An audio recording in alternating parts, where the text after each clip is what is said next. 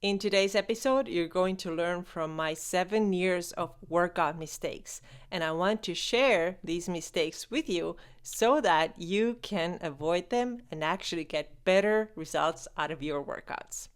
Before we dive in, keep in mind that I am not a medical professional, I am not a doctor, and everything that I talk about here is my experience and my thoughts. They are not meant to be a substitute for professional medical advice or treatment.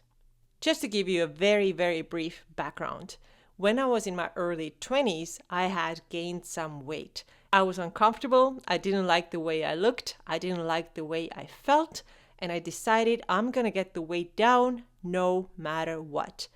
And I went about it in a really hardcore way, which caused me a lot of trouble, and this is exactly what we're going to talk about today. Here is the first mistake that I made, which is this. I only ran. This was my main focus. All I did every day, 6, sometimes 7 days a week, was running. And I chose running because I thought, wow, that burns the most calories and that will get me to my goal weight faster than anything else. I would even look up some information online and see calorie burn per 1 hour of running versus calorie burn per 1 hour of weightlifting. And I saw that running burns a lot more calories, so this is what I'm gonna do. And guess what? It quote unquote worked. Why I say quote unquote is that I did lose weight. I got really skinny, but at the time I didn't see the other side of it, which was that I slowed down my metabolism massively and I became dependent on running. I became dependent on this manual calorie burning that I now had to do every single day if I wanted to maintain my weight. And that's what it looked like. I would train every day, I would go for a run every day. But this time that I needed to run was getting longer and longer and longer. In other words, if at the beginning I was running for about 45 minutes per day, then after a little while, in order for me to maintain my weight, I had to run 60 minutes a day. And then after a little while, that became 70 minutes a day and then 80 minutes a day. And I had to add and add and add. There was a point where I eventually ran 3 hours a day. I was so dependent on this manual calorie burning that I literally became a slave of running. And of course, there are runners who do it in a smart way, but these people don't generally only do one thing. There is also strength training, there are also rest days, there is not this obsession about calorie burning. So I'm not saying that this is everybody, but that was how I did it. I chose running because it burns the most amount of calories without realizing that I was literally running myself into a corner where now I was so dependent on it if I wanted to maintain my weight. The other problem with doing just one way of training is that it's not well rounded. I didn't do any strength training to support my running. And when you do that, whatever the sport is that you're doing, if you don't support that with strength training, sooner or later you're gonna develop some sort of injury, that your muscles are not balanced the way they should, or you overuse certain muscle groups and underuse the other ones. And that's why strength training would have been really important for me to add in even as a runner. The second mistake is not doing any strength training. And strength training is so important, just like I mentioned, to keep your body balanced. Whether you are a runner, you are a basketball player, you are a swimmer, whatever it is, you have to do strength training in order to keep your body strong and balanced. And a lot of the times help those muscles that don't get used as much when you run, for example. This is something that I avoided. I chose running because that burned the most amount of calories. And I thought strength training is just such a waste of time. It doesn't burn any calories, or it only burns like 100, 200 compared to running where I burn 600. Here's the important part that I totally missed. Strength training increases your muscle mass, and through that you will actually speed up your metabolism. What I was doing by only running was slowing down my metabolism because I kept losing my muscle mass. I was really, really skinny. And what I should have done instead is to lift some weights to increase my muscle mass and keep my metabolism healthier and faster and more flexible. Here's the thing that so many people don't realize. If you want to change the way your body looks, then you have to, number one, build it. You have to build it first before you start losing the weight. And I know that a lot of people think, let me just lose the weight and then I'll tone up. But no, it has to happen the other way around. You're going to get strong first. You're going to build that strong and responsive metabolism.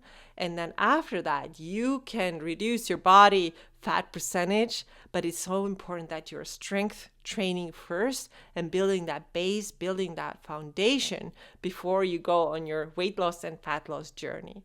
Even if you enjoy running, go to the gym and lift a couple of days a week. But if your goal is to change your body composition and you're not even a runner, you don't have to become a runner. In order to lose body weight and body fat, what you have to do first is to go to the gym, strengthen your body, build muscle, and build a fast and responsive metabolism that on its own is burning more calories. By the way, if you want to avoid these mistakes that I was making, go ahead and grab my 14-day free guide that will teach you how to train better. There are options for complete beginners, all body weight, and then people who already have some experience with lifting. You're going to use dumbbells for that part of the plan. So go ahead and sign up for that. And here is the third point. The third mistake that I made was that I almost never took rest days. I may have had one rest day a week, but not even that all the time. All these 7 years, I was training almost every day. I didn't train just a little bit. I trained all the time. Every day was at least an hour run. And like I said before, then it got to hour 20 and hour 30. And I was tired. I was getting fatigued. I was weak. I was losing a lot of muscle mass. And I was never really rested. I started to have problems with my sleep. I just never really truly rested. And when I did take a rest day, I would feel guilty. I would feel like this isn't right. I can't do this. And then some days I would even run more the following day that I typically would have because I felt bad for resting. But your body needs to rest. You might think, the more I do, the better results I get. But this only works to a certain point. At some point, it all is going to be reversed and you're going to overtrain your body because you are not resting enough. Your body needs to heal and recover from all the training load that you are doing. But if you're never giving it any opportunity, you are in this cycle of constant overtraining. And you're always feeling a little bit achy, a little bit sore, a little bit fatigued, a little bit brain foggy, because you're never truly resting. Now I'm taking more rest days. I'm having usually 3 workout days, sometimes 4 workout days per week. And other days are walking days, which are not that I don't do anything. I still walk. But when we talk about training, then you have to have breaks from working out. You really shouldn't be going every day super hard and really overloading your body with all that extra stress. The fourth training mistake is actually related to nutrition, and that is training fasted. Here is my routine that I followed for 7 years. Wake up, use the bathroom, go and run, come home, and get on the scale. What's one really important piece that is missing from that picture? You guessed it, food. For all these years, I worked out fasted.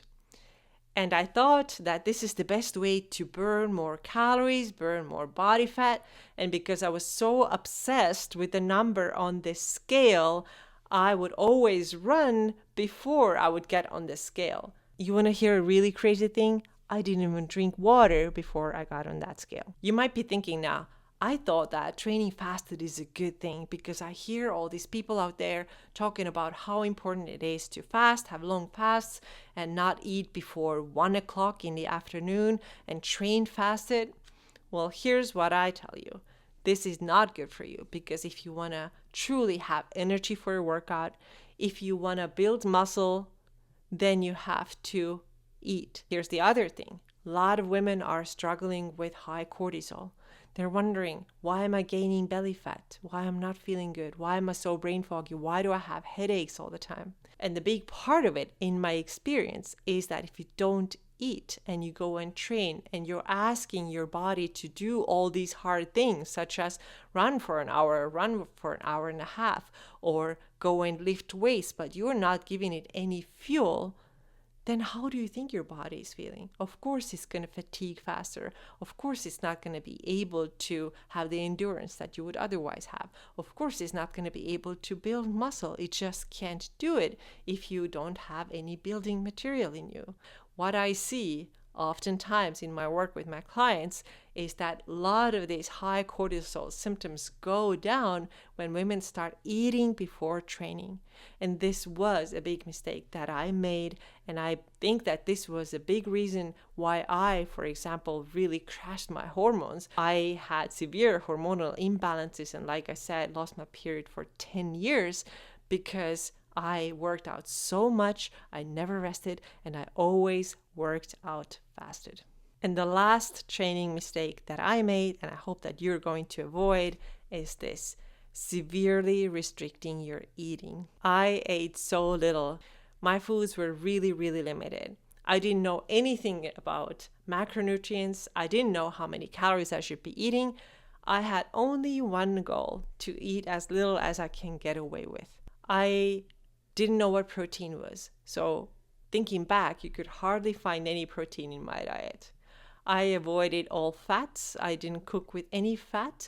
I maybe had half a teaspoon of butter or oil on my oatmeal, but most of my food was just oatmeal and pasta, a little bit of tuna, which is protein, yes, but I tried to avoid anything that is outside of my safe foods list. And it was really, really restrictive. One of the foods that was in the safe foods list was carrots. I learned this from Weight Watchers, that there are certain foods that give you 0 points. And back then I followed Weight Watchers and I ate a lot of those foods that gave you only 0 points. One crazy thing that happened is that I ate so many baby carrots that to this day, I really don't like raw carrots at all. I can eat them once in a while, it's okay, but it's never something that I really want. I'm like, ugh, I just got so sick of it. I don't mind them boiled or steamed or cooked or roasted, that's fine. But raw carrots are just something that really reminds me of these very, very obsessive days in my life when my life really revolved around the number on the scale. And of course, this is another thing that really contributed to my symptoms, my hormonal problems, my slow metabolism, is that I was just not eating. And people don't realize that a lot of times. They think the less I eat, the better it is because the more weight I lose. And yes, this was the outcome that I got, but what was the price? What was the cost of it? I was feeling really fatigued, my metabolism was slow, my hormones were not functioning the way they should have, and I was depending on cardio. These are the 5 mistakes that I made in 7 years when I was really hardcore running, and I hope that you will avoid these same mistakes. If you like today's video, please leave it a thumbs up and leave a comment. If you want to learn more about this topic and the right ways of training, make sure to watch the next video as well. Thank you so much for being here. See you next time.